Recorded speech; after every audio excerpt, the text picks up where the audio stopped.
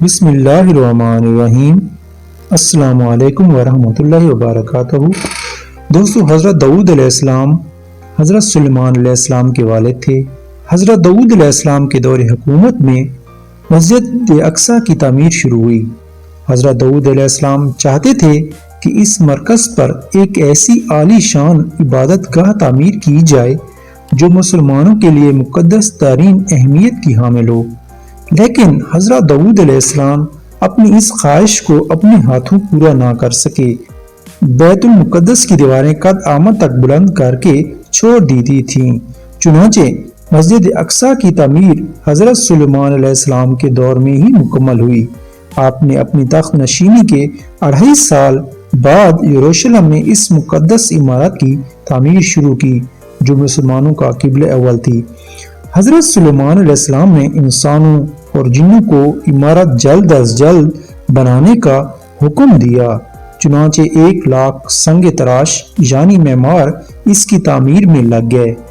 30,000 افراد پہاڑوں سے پتھر تراشتے، 70,000 ہاتھی اور اونٹ ان پتھروں کو اٹھا کر لاتے، جبکہ دیو اور جنات کانوں سے لال، یاقوت، فیروزہ، زبرجد، سونا اور چاندی وغیرہ لاتے تھے۔ اس مسجد کی لمبائی 784 گز اور چوڑائی 455 گز تھی۔ مسجد میں 684 ستون تھے اور 4000 قندیلیں روشن ہوا کرتی تھیں۔ ان کی صفائی پر 700 صفائی کرنے والے مامور تھے۔ مسجد کے صحن میں ایک ہشت پہلو مقام قطبۃ الصغریٰ کے نام سے ہے، جس میں رسول کریم صلی اللہ علیہ وسلم کے نقش قدم زیر ہیں۔ اس مسجد کی تمام زمین میں 1 ہاتھ بھی ایسی جگہ نہیں جس پر کسی پیغمبر نے نماز نہ پڑھی ہو یا کسی فرشتے نے قیام نہ کیا ہو۔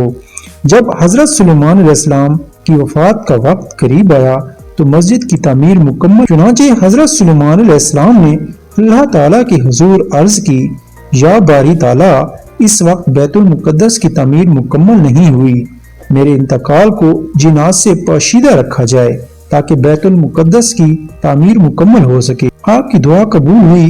جنات نے شیشے کے محل میں حضرت سلیمان علیہ السلام کے لیے ایک معبد تیار کیا تھا اور آپ اکثر یہی عبادت الہی میں مصروف رہتے تھے۔ آپ اس میں تشریف لے گئے اور اپنے عصا کے سہارے کھڑے ہو گئے۔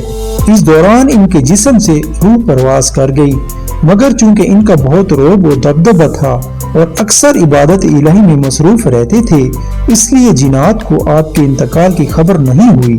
وہ آپ کو زندہ سمجھ کر کام کرتے رہے۔ ایک طویل عرصے تک ان کا جسم عصا کے سہارے کھڑا رہا۔ آخر کار جب دیمک نے عصا کو کاٹا اور کھا لیا اور وہ ٹوٹ گیا اور آپ کا جسم زمین پر گر پڑا، اس وقت جنات کو معلوم ہوا کہ آپ کا تو انتقال ہو چکا ہے، چنانچہ وہ پہاڑوں کی طرف بھاگ گئے۔ حکم الہی سے ہوا تخت سلیمانی کو اڑا کر لے گئی، لیکن اس وقت تک بیت المقدس کی تعمیر مکمل ہو چکی تھی، چنانچہ حضرت سلیمان علیہ السلام کو بیت المقدس میں ہی دفن کیا گیا تھا۔ جزاکم اللہ۔ اگر ویڈیو پسند آئی تو لائک اور سبسکرائب کر دیں۔